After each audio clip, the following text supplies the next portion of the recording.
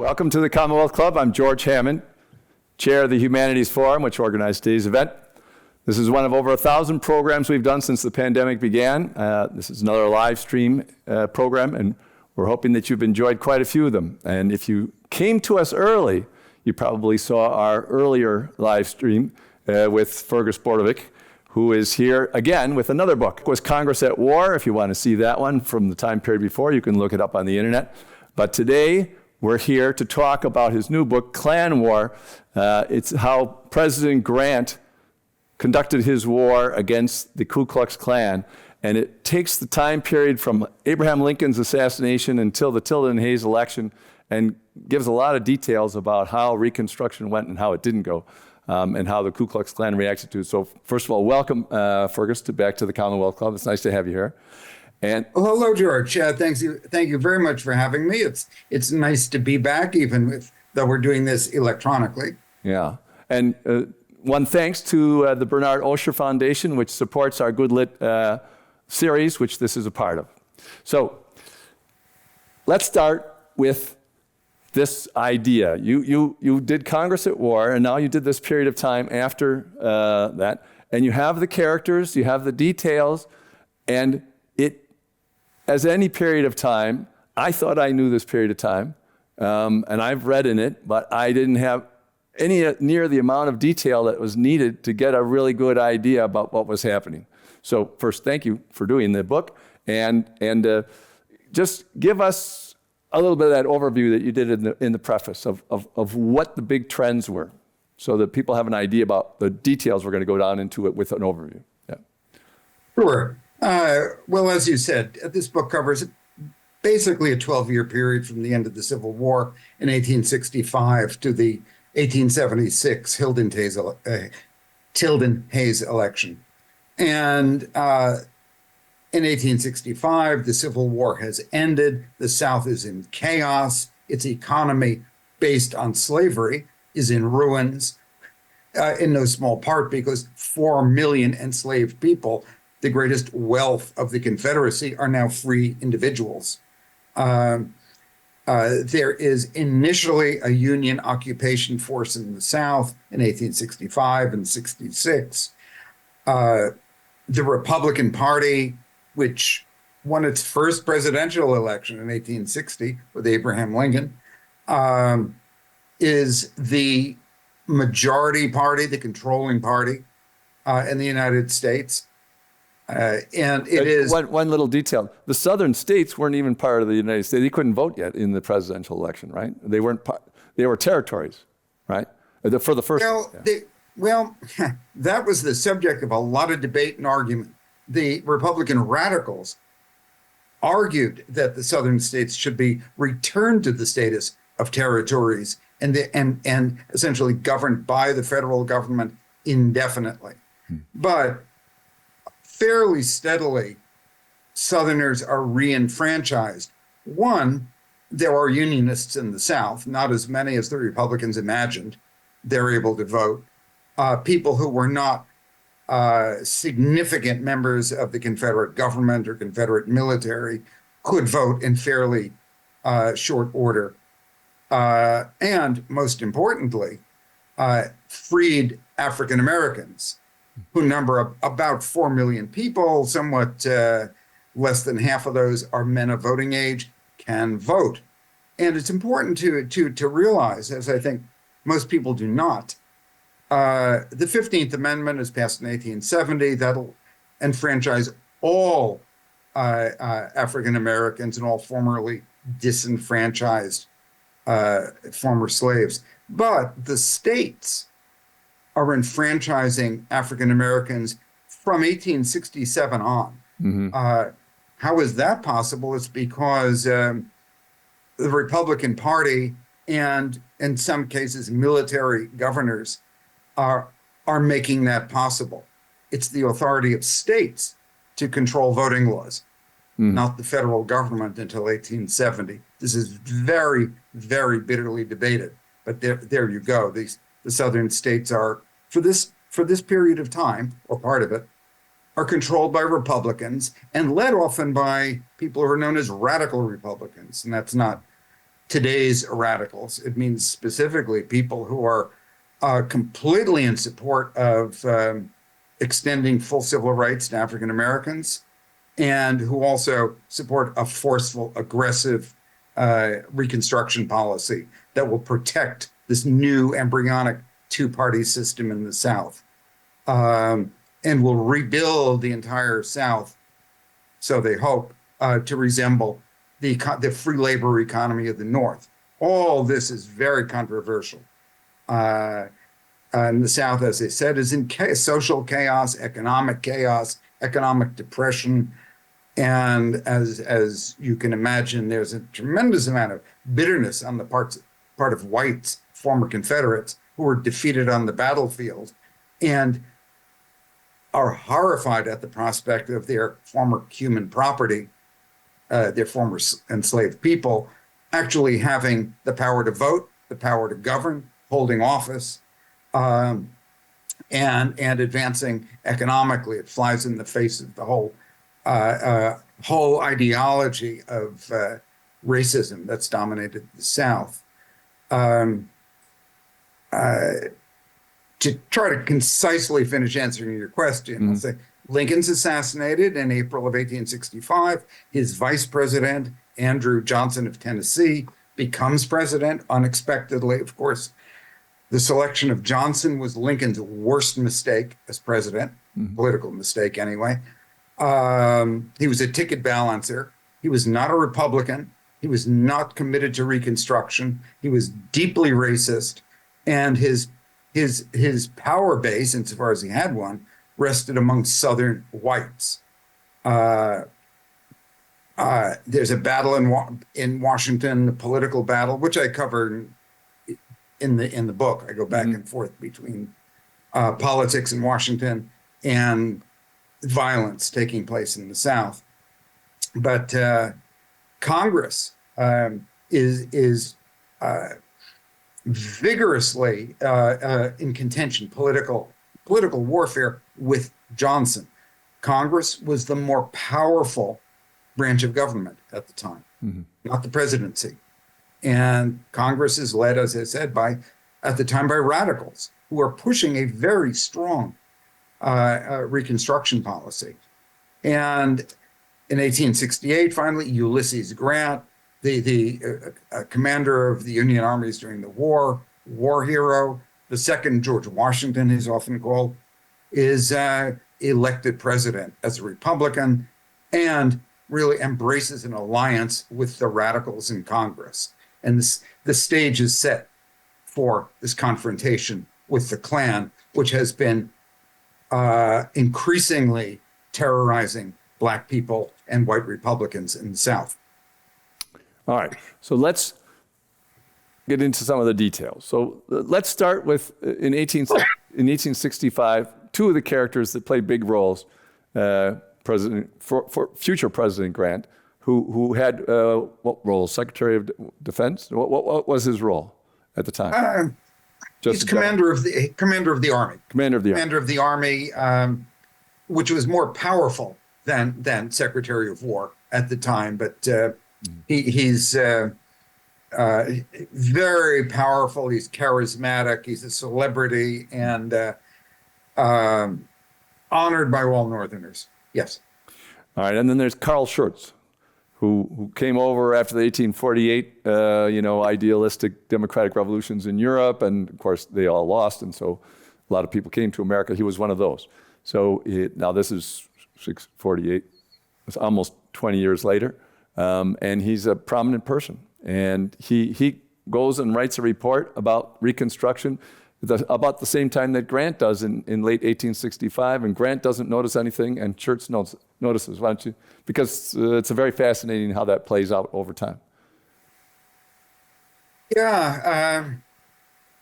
This, as you said, is 1865. It's the beginning of Reconstruction. And Andrew Johnson, the president, dispatches both these men separately to the South on fact-finding missions. Grant, who is not a politician, and he's something of a political innocent at the time, goes south. He's wined and dined by Southern elites He spends merely 3 weeks traveling around the South. The elite folks, property owners, business people say, "Oh, we're getting along better and better. We all believe in the Union now. The South Confederacy lost the war. We're ready for a new start." Racial problem? No, we don't have any racial problems. The Negroes, the word that they would politely use, as opposed to very impolite words, are getting along fine. We don't foresee any problems. Grant comes back and he reports in this vein to Andrew Johnson, which is what Johnson, who's pro-Southern, basically wants to hear. Carl Schurz, fascinating individual who used to be known to all school children once upon a time, is no longer all that well known. But he was a European liberal, a fierce believer in democracy and Republican government. He's fled Europe because his life was at risk, built a career in the United States, spoke barely a word of English, but soon learned to speak it so well, he became a popular lecturer, a journalist, and a politician in English. Anyway, and he had been a Union general during the war. So he had stature. Schurz spends weeks and weeks traveling all over the South, and he talks to everyone. Nobody's whining and dining him. He talks to working class people. He talks to wealthy people. He talks to former slave owners. He talks to African Americans. And what he discovers is a landscape of chaos and terror. And he reports that back, writing articles also for newspapers as he goes. This is not what Johnson wants to hear. Schurz is describing accurately what's happened. And Schurz at that time was a supporter of Reconstruction. Oh, in the course of several years, as I show in my book, these two men reverse positions. Right. Grant becomes an ally of the radicals and our first civil rights president. And I'm not using that term glibly. He believed in civil rights. And Schurz allies himself increasingly with so-called moderates and conservatives and Southerners who protest that they're being they're suffering under Reconstruction, because he sees his political future as being tied to people of that sort.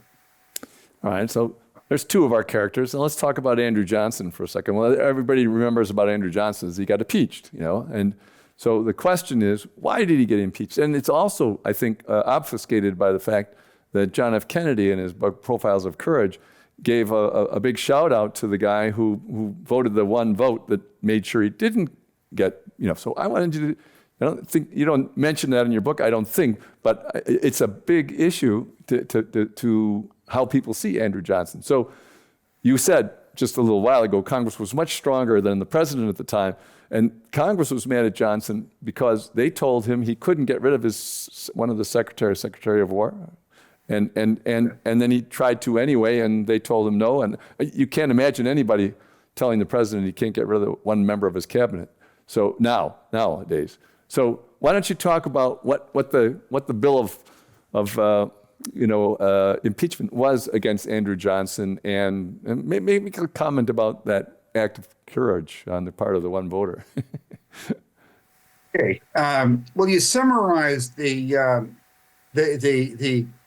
crux of the matter pretty well there, George.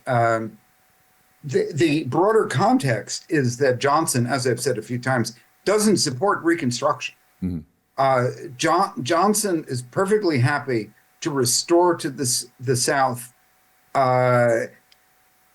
to a situation as close as possible as existed before the war without slavery.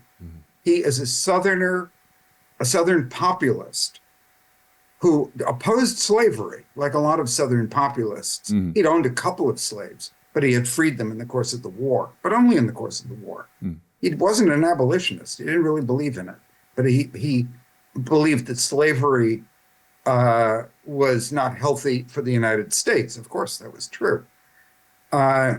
So Congress, meanwhile, is passing one after another fairly radical piece of legislation that step by step are leading to the empowerment of African Americans, former slaves.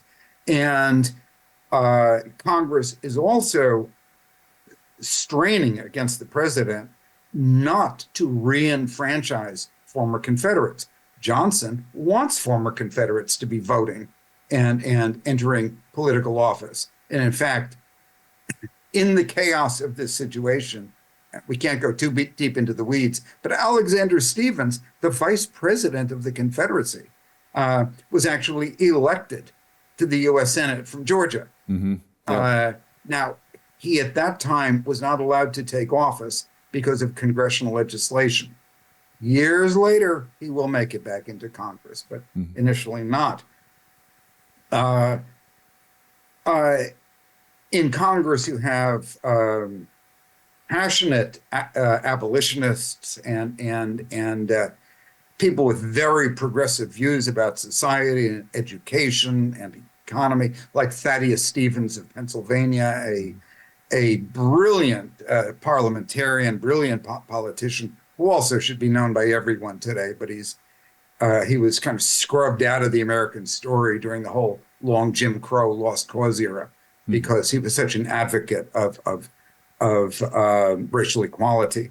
Anyway, so the larger context is one of trench warfare in Washington, D.C. between the radical Congress on Capitol Hill and the embattled president down there in the White House.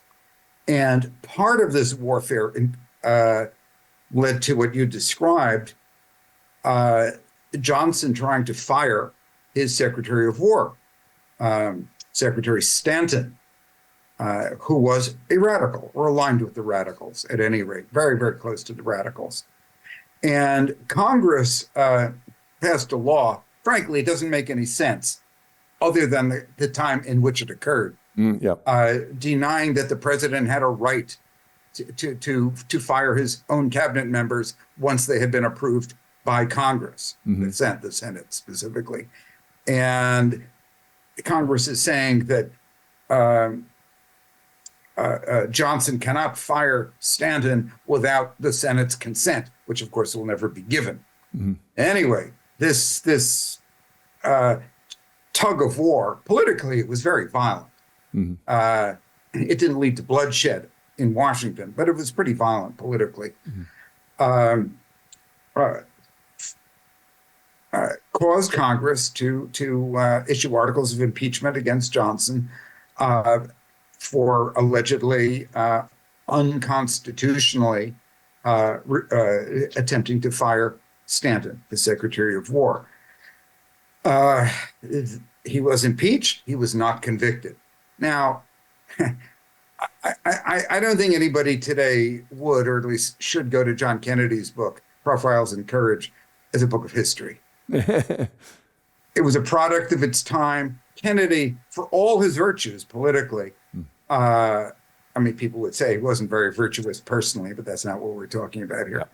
Politically, was educated, thoroughly educated, during a period when pro-Southern historians dominated the teaching of American history, including at Harvard, which Kennedy attended. These are pro-Southern historians, largely trained in the North, during a whole school of historiography that was ascendant during the Jim Crow period and reflected the values of Jim Crow, and that held that Reconstruction was a terrible failure. It was a disaster. Black people, former slaves, weren't ready to be freed anyway, certainly not ready to vote, and so on and so on, and accepted a Southern-oriented interpretation of the whole period. Kennedy was educated at that time, and it showed in Profiles of Courage. It's an artifact of Kennedy's life. It's not a book about real history. Anyway, the impeachment trial was hard fought. It was hard fought. Initially, it looked as if he was going to be convicted. Johnson was going to be convicted. And as you said, by one vote, he was not. There's even to this day a debate about whether that vote was won by bribery or persuasion. I think the consensus leans towards bribery. But it should be said that there were members who did not want to convict, who didn't like Johnson. They didn't support him, but they really did not want to set a precedent of convicting the president, especially over this really rather arcane piece of legislation. He can't fire a member of his cabinet. Well, a lot of people didn't really believe that was a viable piece of legislation. So it's not a simple situation. Some very, very good members of Congress voted not to convict as well. But the end result is that Johnson is politically neutered.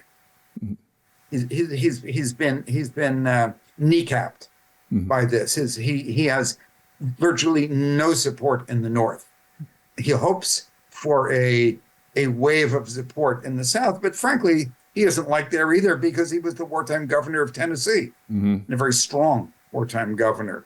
So Johnson is dead in the water politically after this. On the other hand, he offers no leadership to Reconstruction and no leadership to confronting Ku Klux Klan terrorism. All right. So before we set the stage of what happened from Grant's point of view,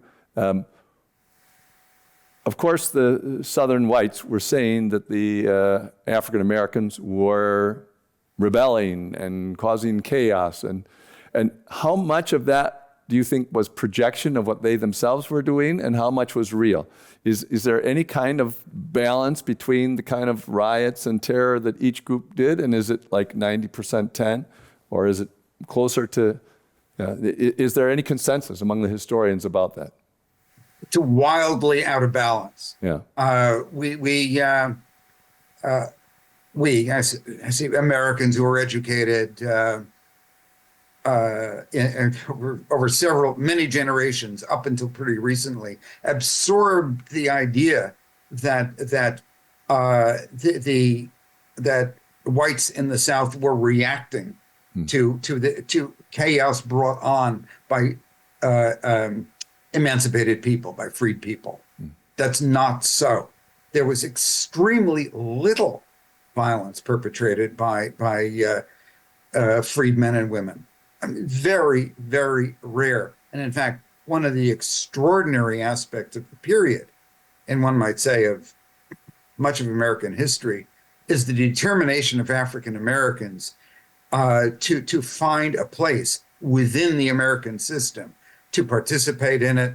And what you see during the Reconstruction period is not agitation, or let's say political confrontation by African Americans, but rather freed people flocking in unbelievable numbers to schools, never having been permitted to be educated before.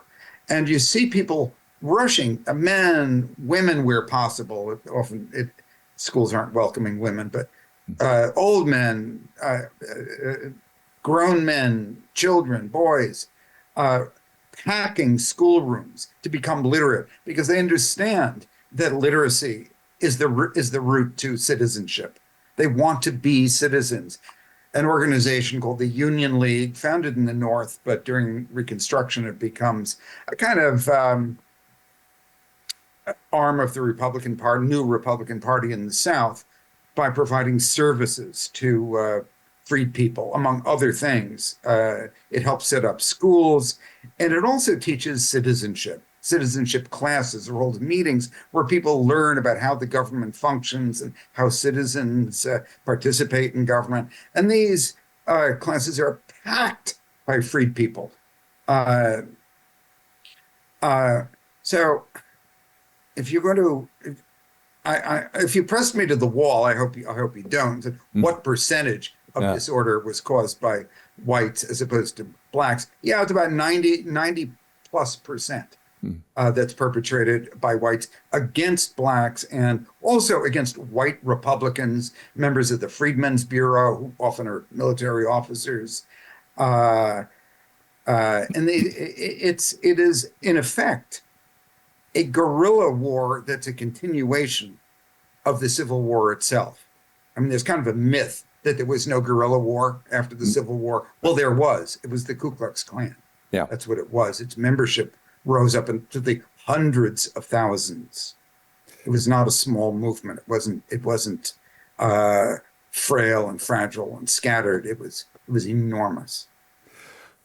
So we have two big issues here to talk about. One is the fact that a lot of people who were involved seriously in Confederacy, leading the Confederacy, were now disenfranchised, could not vote. They were not allowed to hold office. We did the same thing in Iraq after the Iraq War. We de-Baathified it, the society, and we had that result. You go back in history, you can find all kinds of people on both sides of this issue. What do you do with a group of people that you've just defeated in terms of how do you bring that stability back? And there's a lot of people who argue we were way too lenient to former Nazis, even lower level ones who were teacher level and high school teachers and stuff like that. But on balance, as a historian, do you think that this procedure, I know the politics of the time had all kinds of sides to it, but as a historian, do you think that was too strong a reaction, that strong reaction led to the Ku Klux Klan? Or, yeah, no, okay, good. So explain why. No, easy to answer, George. It's a very good question, yeah. And I like your advancing some analogies with other countries. Although I would be hesitant to push those analogies too far. These are other countries and other times. Mm-hmm. Okay. But let's stick with the South at any rate. Yeah. No, absolutely not. If anything, the restrictions against former Confederates should have been stronger. Many more of them made their way into public life than one might imagine. The number who were actually disenfranchised for years was pretty small. Mm-hmm.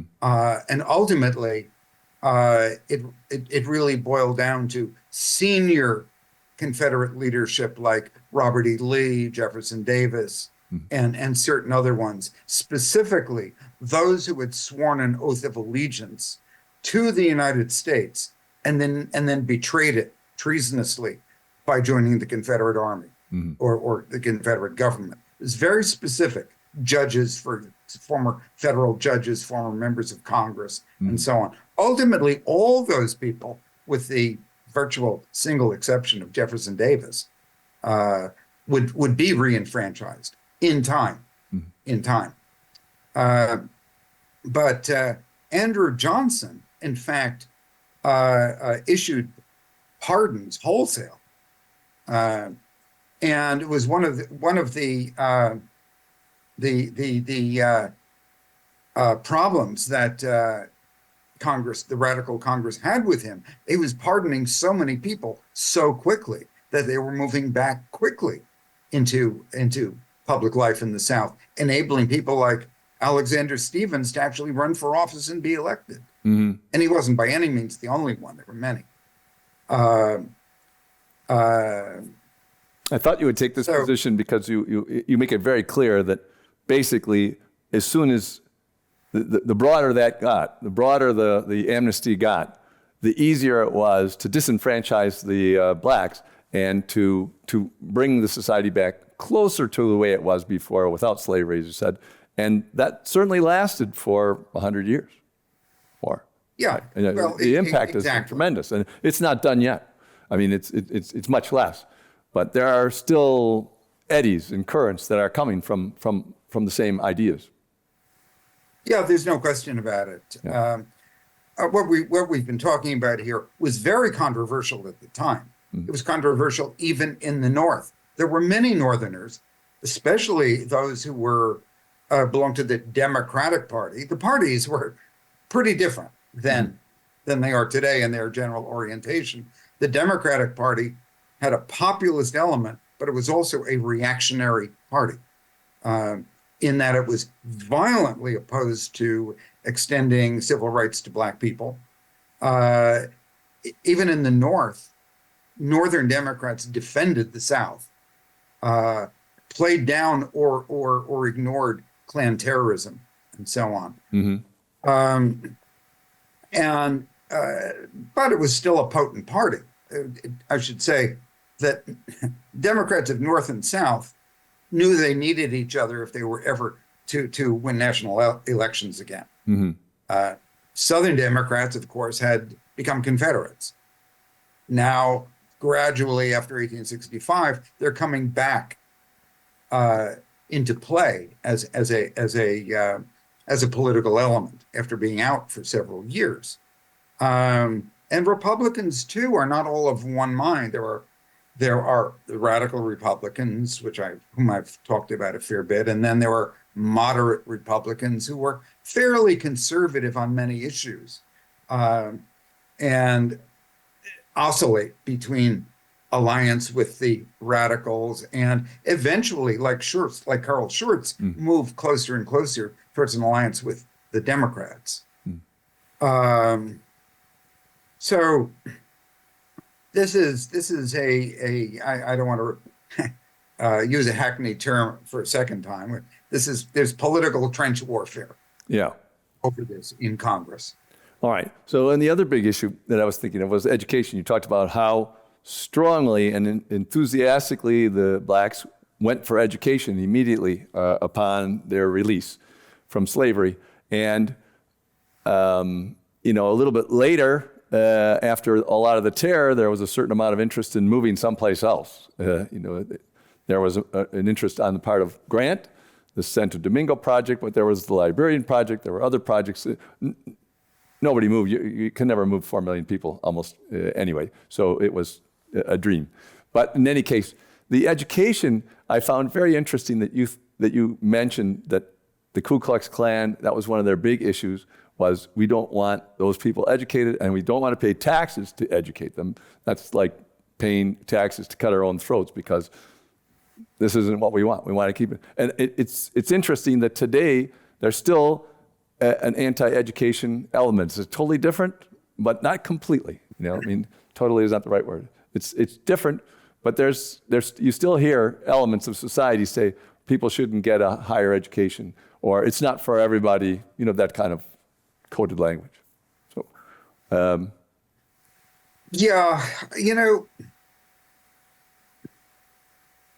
anti-intellectualism is nothing new in American society. Sad to say, a suspicion of the overly educated, which seems today to be in some sectors percolating down to a suspicion of the educated at all.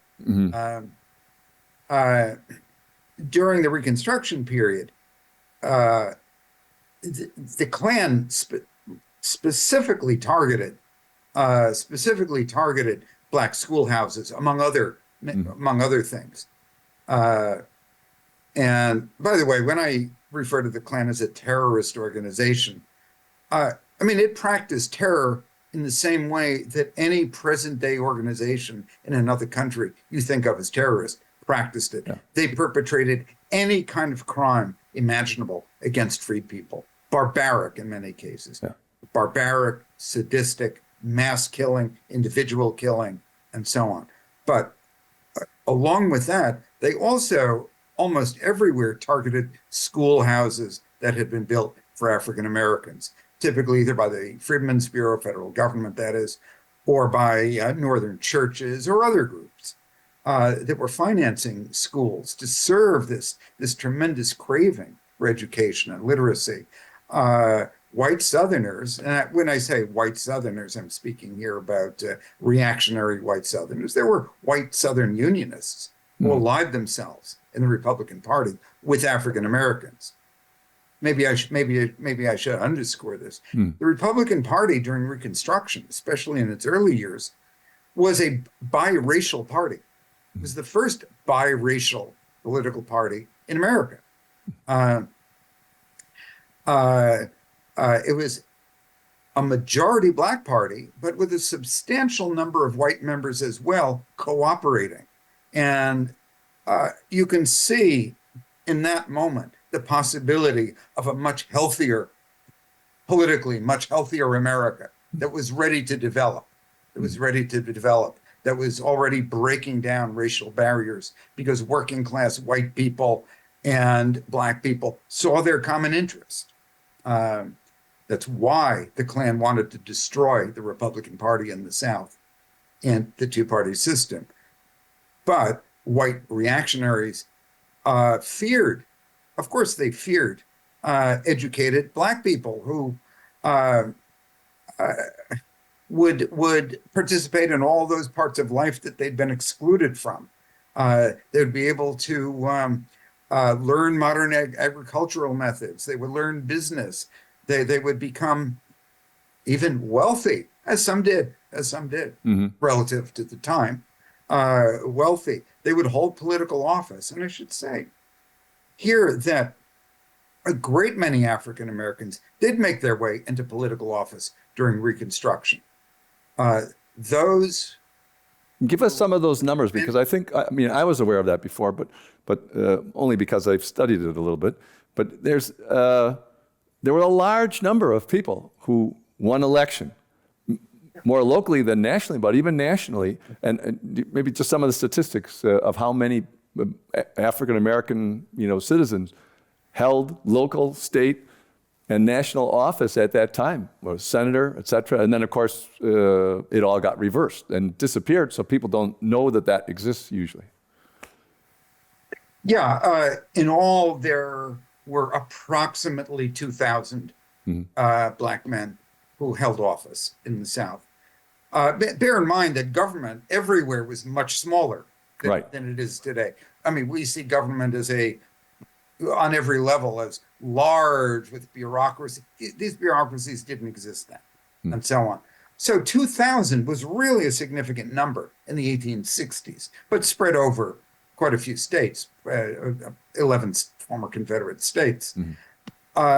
Many people held local office as well, federally appointed postmasters, but locally elected town councilmen, city councilmen, county officials, members of state government, state legislatures, state senates. One African American was a U.S. senator during that period, but quite a few were members of Congress who were elected in free elections. Free elections. They were not forced on anyone.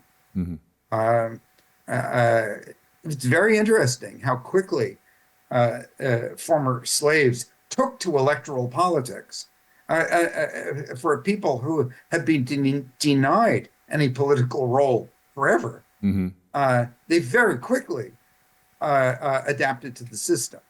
And put the lie to the idea that they couldn't do it, which was the problem. They demonstrated exactly what reactionary whites were afraid of. Yeah. So why don't we talk about so there was a lot of negative reaction among whites, but how did the Ku Klux Klan was not the first, but tell the kind of comic start to it, and then how it got big and how fast it got big, and a little bit about Nathan Bedford Forrest, probably. Well, let me say at the outset that there were 3 iterations of the Klan. Okay, my book is about the original iteration of the Klan. The Klan would be destroyed by Ulysses Grant by 1873, 74. The Klan did not exist as an organization again until the 20th century.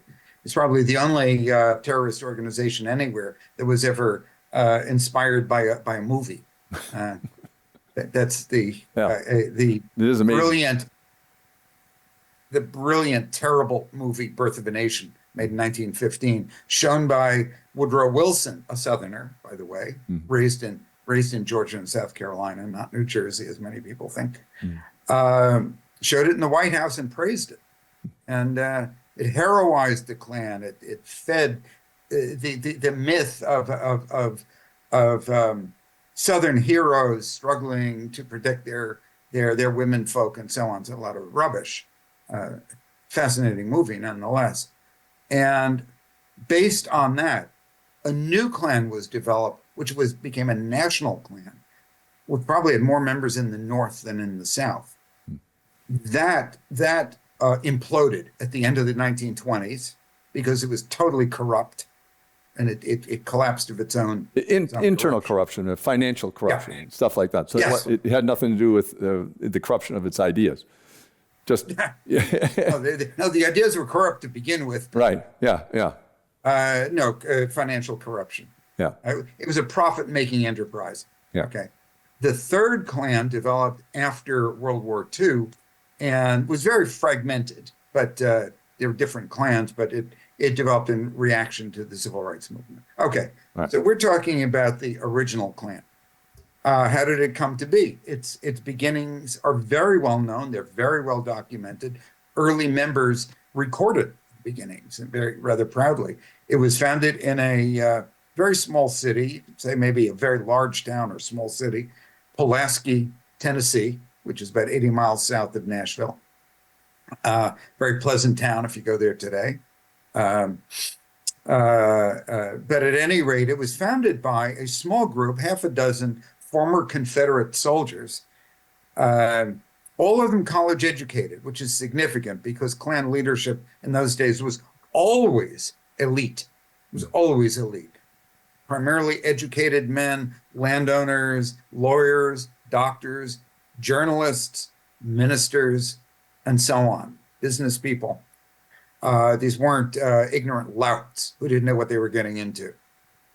Anyway, so 1866, this bunch of young guys got together in this half demolished southern town, and they created this kind of wacky organization with this wacky name. Ku Klux Klan doesn't mean anything. Mm-hmm. It doesn't mean anything. The words are made up. They were made up to sound strange and spooky. Mm-hmm. And initially, it was kind of a kind of nutty fraternity of these young guys who would pop up in weird costumes around town, playing banjos and guitars and singing funny songs and things like that. But they also had they would do anything that they found entertaining. And one thing quite ugly that they found entertaining was scaring Black people, who were about 50% of the local population. They weren't at that point doing physical harm to anyone, but they were pulling antics that were kind of weird and spooky and frightening. So in the course of about 6 months, this strange fraternity kind of metastasized in the neighboring counties of Tennessee. Former high-ranking Confederate officers took note of it. They met in Nashville, and in the spring of 1867, they sat down and laid out the plan for the terrorist organization that we know as the Ku Klux Klan. And it was intended from that point on as a terrorist organization with the political goal of destroying the Republican Party in the South, scaring newly empowered African Americans out of public life and back into servitude as much as possible. One of those men, or those high-ranking officers, Nathan Bedford Forrest, he's quite famous even today among people who are interested in Civil War history. He's famous primarily as a brilliant, and he was brilliant, Southern cavalry commander during the war. In the course of his war, however, he also perpetrated the worst war crime on American soil, apart from the Indian Wars, which was the massacre of a Black Union garrison in 1864. What did he do before the war? He was a very wealthy slave trader. He made a fortune trading, buying and selling human beings. Confederate general, war criminal. After the war, his wealth is gone because it was all in slaves, uh, and now recruited as the first Grand Wizard of the Ku Klux Klan. He didn't found it. There are people who believed that he was the founder. He wasn't, but he was recruited early on. He was famous, he was charismatic, he was ruthless, and he had the ability to teach these post-Confederate Klansmen how to wage guerrilla war, because that's how he used his cavalry during the war. And I believe that he primarily traveled around the South. He had a cover job working for an insurance company, allegedly. Well, traveling around the South, and wherever he went, new dens, as they were called, or new clans, small k, were set up. And as soon as new clans appeared, new dens appeared, violence followed soon afterward. I think rather that he taught the clans that he organized how to fight like cavalry. The only big difference, and it's a very big difference, is that the Klan was never fighting troops. It was fighting helpless, usually unarmed civilians, often just women and children. They were men trapped, families trapped in their cabins or cottages, in isolated settlements, and it was deeply, deeply cowardly, because its targets were helpless. Later on, which we may talk about, when Grant dispatched the 7th Cavalry into the South to confront the Klan, the Klan folded when they were faced with real soldiers, veteran soldiers armed with carbines. The Klan folded. So at any rate, it rapidly becomes a terrorist organization. 1867, 1868, it spreads across the South into nearly all the former Confederate states. And wherever freed people and white Republicans are building a new, more democratic, small d democratic society, the Klan attacks. And they knew what they were doing right from the start, as you said, in Nashville, not from the sort of unorganized start. But once they did it in Nashville, because among the things that the people had to sign was that they would never testify in court against anyone for any outrageous thing that they had done. I mean, they knew that they were about to break the law. It's an interesting thing, because whenever they gave testimony later on, they all said, "Oh, a white Southern gentleman would never behave this way," right? And then they try to blame it all on, say, poor whites who got out of control or something like that. But it was the discrepancy between their statement and their knowledge that they were doing that was extreme. Yep. So that was a great part of your book. So, but this group being destroyed by Grant, as you said, cowardly, it took a long time politically to get to the place, to get Grant to the place, and then to get other people sufficiently to the place. But one person was very effective. Why don't we talk about him? Lewis Merrill. Yeah, Lewis Merrill is a fascinating individual. I write about him at great length in the book. Merrill was a major in the 7th Cavalry. Yes, by the way, the 7th Cavalry, it's the same unit that was commanded by George Armstrong Custer, and it would be demolished at the Battle of the Little Bighorn in 1876. And some of these same soldiers who were fighting the Klan in the South would wind up dead at the Battle of the Little Bighorn. But that's off point here, but it's an interesting irony. Point. Yeah, I wish we could talk a little bit more about it, because we'll just make the comment, as we were discussing before, that the fact that so many Southern soldiers and everything ended up out in the West fighting the Indians after they stopped fighting the blacks or couldn't fight the blacks or whatever. So it just a fascinating American culture undercurrent that spread to other locations, caused damage there too. So let's go back to Lewis Merrill.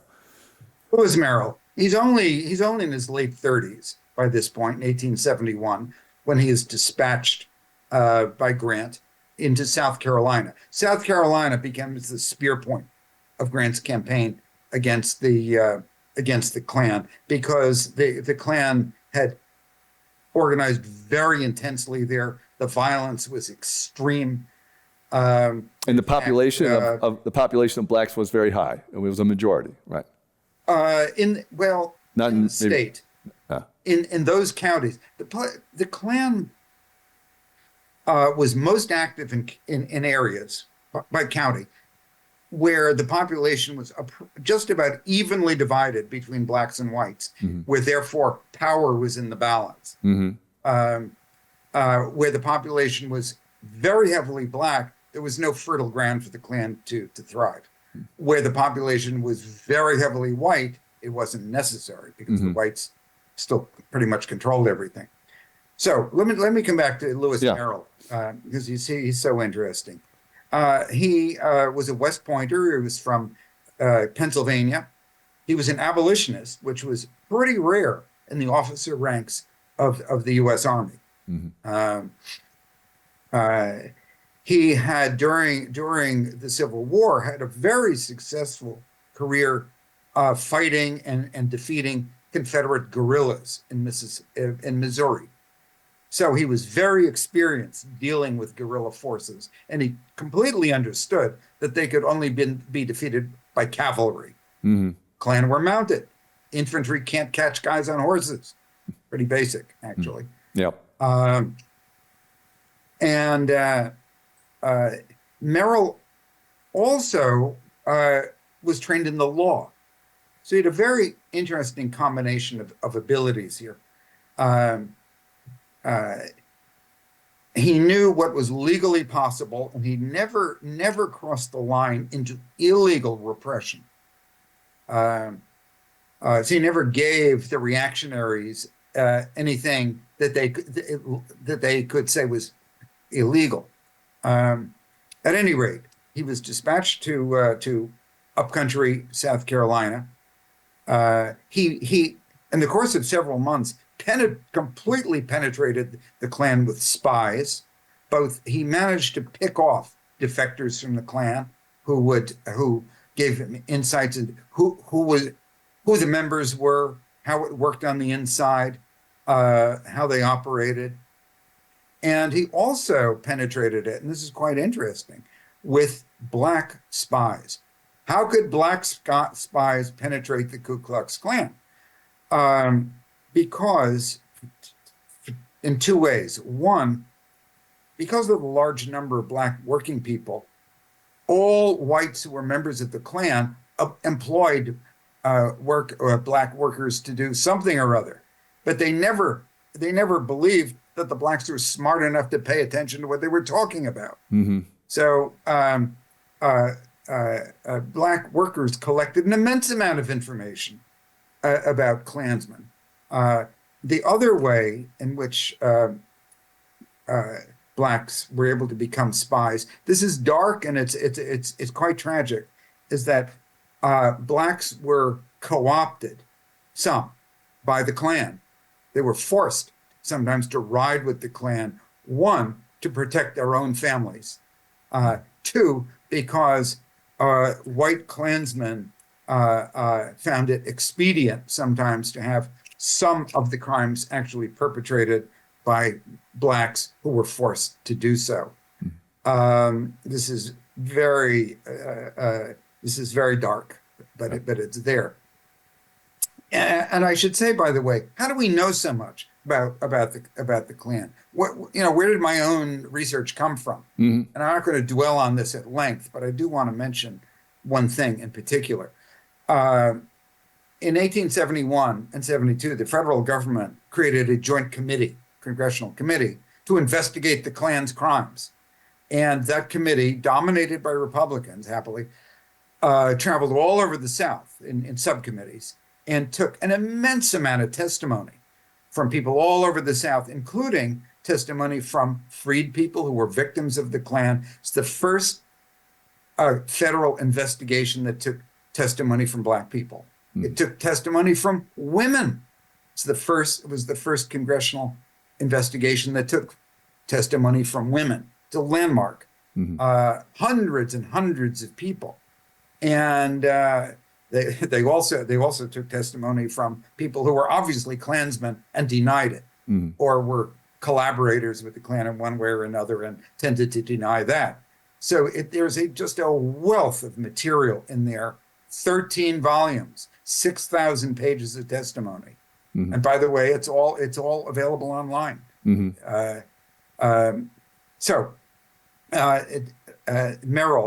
Lewis Merrill's own testimony is very, very potent within that investigation, as well as are the reports that he sent back to Washington. He was a great writer, along with everything else. So and there was another federal first besides the one you just mentioned. You've mentioned it in your book, which was that this to enforce the 15th Amendment federally in the states was also the first time the federal kind of went over the states when they knew that the states were not going to respect the rights. And there were a lot of people, of course, who were very upset that America was in the situation where they weren't even protecting their own citizens. And the details, as you say, are very dark, and they're in great number in your book, very well laid out, without being in any way attempting to be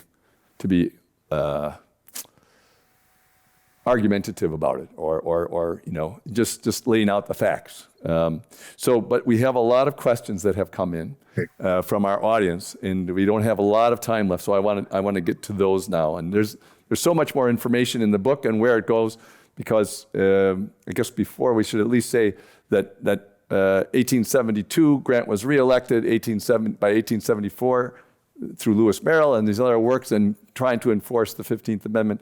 They succeeded in breaking the back, and the Tilden-Hayes election in 1876, with all of its strange politics, was just the denouement, the anticlimax, as you called it, which I found fascinating. It's a very interesting way of looking at it. So here are some of the questions. During your research for this book, was there something that surprised or shocked you? I should say, was there something that didn't surprise and shock you? No. You already are a historian, so is there anything in particular that shocked you the most? Well,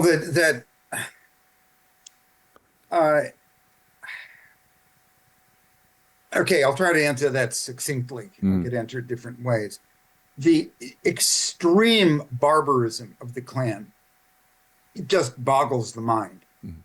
And as I said before, fleetingly, acts of violence that were perpetrated against people, against women, sometimes children, the murder of children, the sexual violence against women, the pornographic violence committed against men. Look, I mean, we've all been exposed to horrors in events that have occurred in other countries.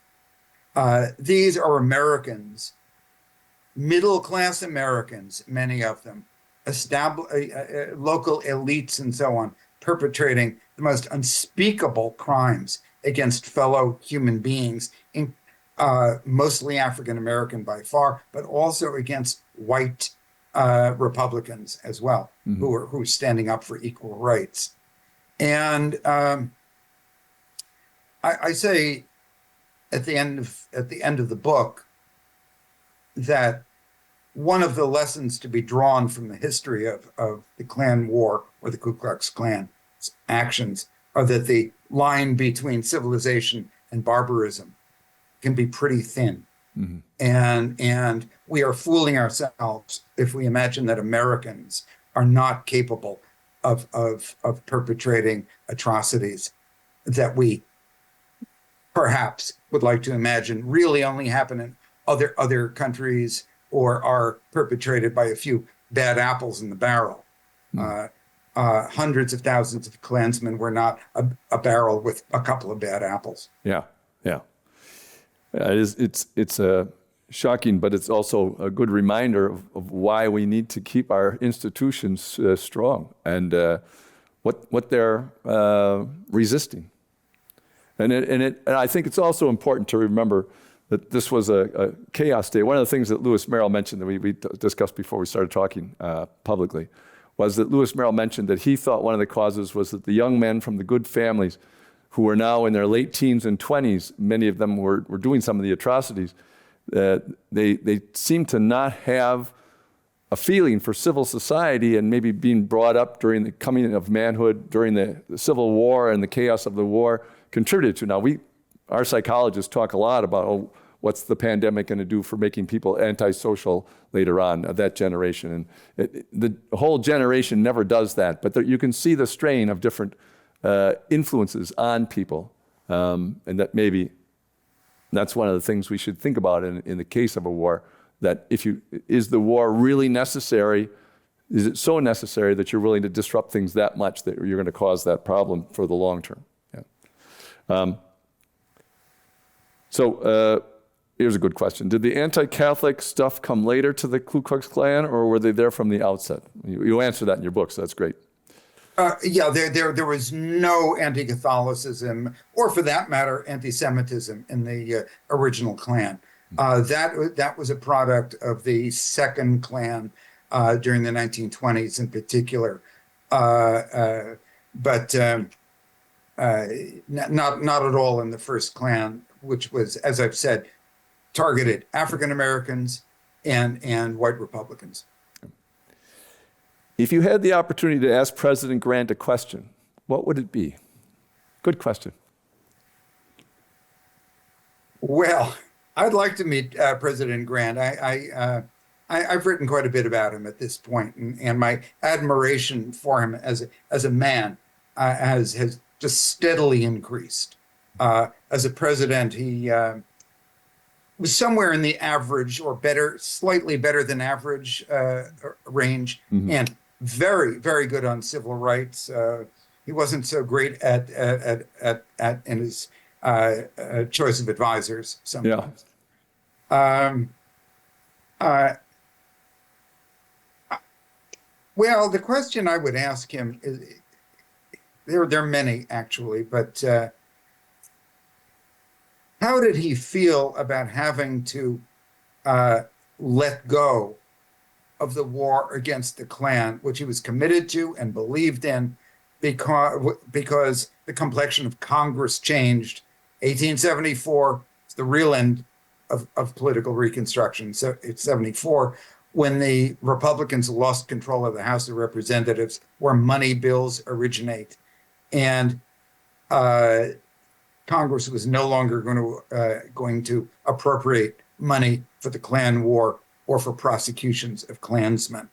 And how did it feel? He was a very sensitive man, Grant. He was not a hard man at all, quite remarkable for a military man. But how did he feel about it? You read his memoirs. He doesn't say much about it, or his letters, and there's regret there, but I know he had a lot more to say than he put on paper. Part of the fascinating part about your book is the fact that he finally got a plan that would work. He used the federal government to do it. They got the testimony.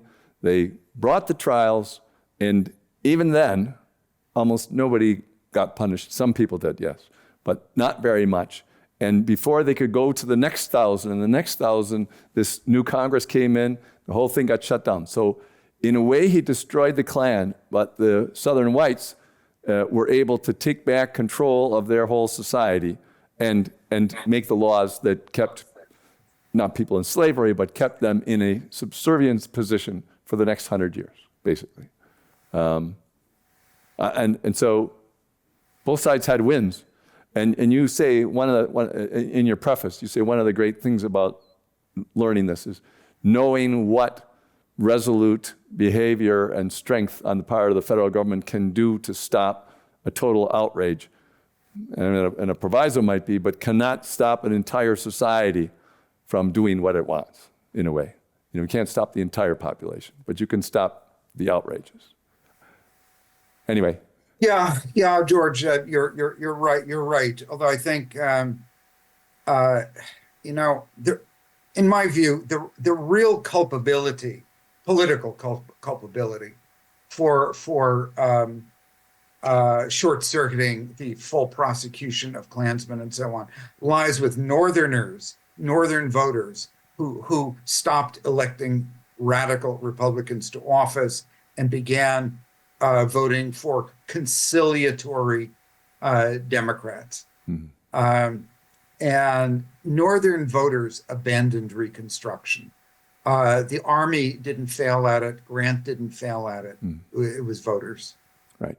You say they just had gotten tired of the whole issue in one way. I mean, we've seen that happen lots of times with voters.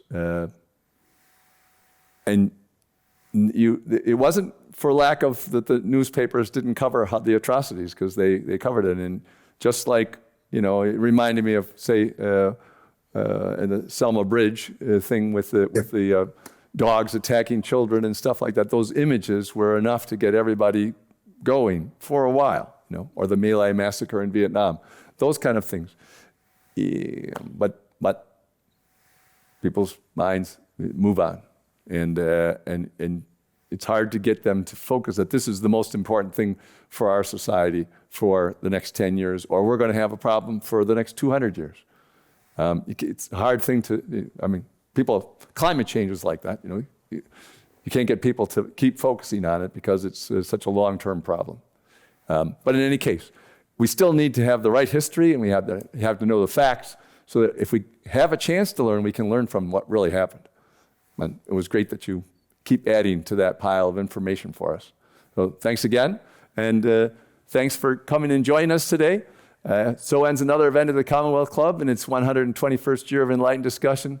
Thanks a lot, folks. Looking forward to the next one. Thank you, George, and thank you to the audience out there today.